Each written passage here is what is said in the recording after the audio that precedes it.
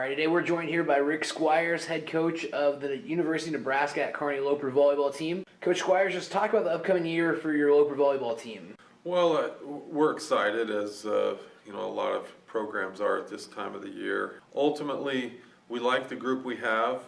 We have 17 girls right now, and I think it's a good mix of some experience and also some fresh faces who you never quite know what they're going to contribute until you've had them in the gym for a while. So I think we will always maintain really high expectations.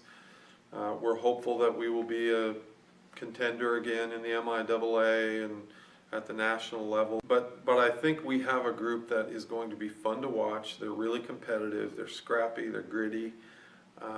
They'll be easy to root for. I mean, those are kind of the phrases that run through my mind when I think about this team. And just real quick, talk about your schedule, especially a trip highlighted to Alaska. Yes, we have, I think, a schedule that our entire program is looking forward to. There are a lot of elements to it. In the preseason, you mentioned a trip to Alaska. We'll be going to the University of Alaska Anchorage for their invitational tournament. And we've been to Anchorage, Alaska before this, but we'll also be playing some really high-level volleyball. The University of Alaska Anchorage has an outstanding program. They've been an NCAA tournament team on a regular basis the last several years. We'll play a couple of teams from California who always, typically are very strong.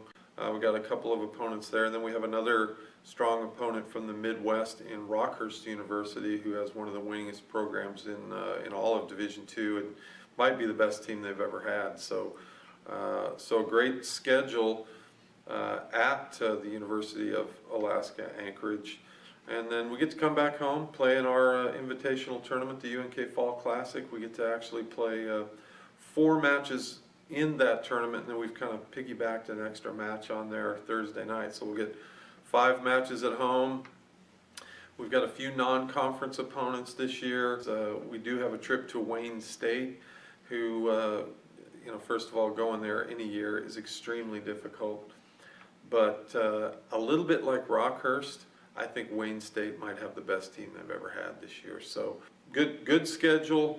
The MIAA as well, which is always difficult. A lot of different types of teams to compete against, and then hopefully as that unfolds, our group will kind of grow into what they're capable of. You just talk real quick, talk about the MIAA race and even the race in the region.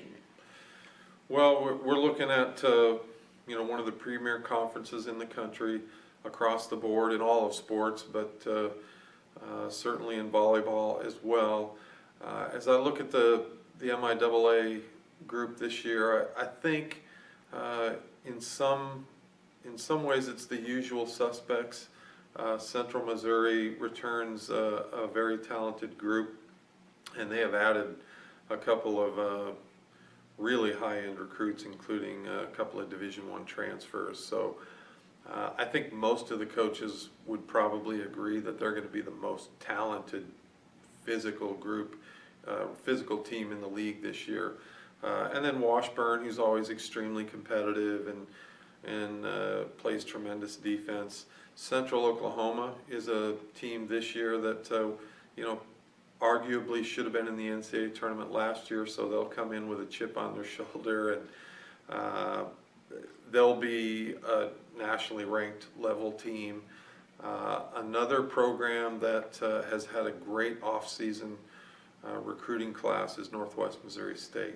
I've seen some of the girls that they have coming in, and they gave us a tussle down at their place last year, so they'll be really good. Missouri Western was an upper tier team last year. They'll be pretty good.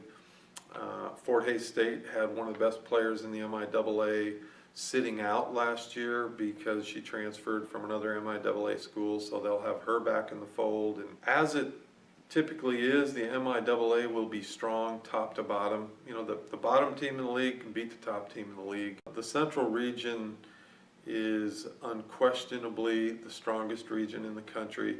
It is comprised of our conference, the Northern Sun Intercollegiate Conference produced 7 out of the last 8 national champions, and the Great American Conference that gets an automatic bid. So between ourselves and the Northern Sun, there's really only a maximum of 7 bids up for grabs, and so nationally ranked teams get left out of the tournament. Playing in this region is the equivalent of playing in a good number of Division I regions and conferences throughout the country.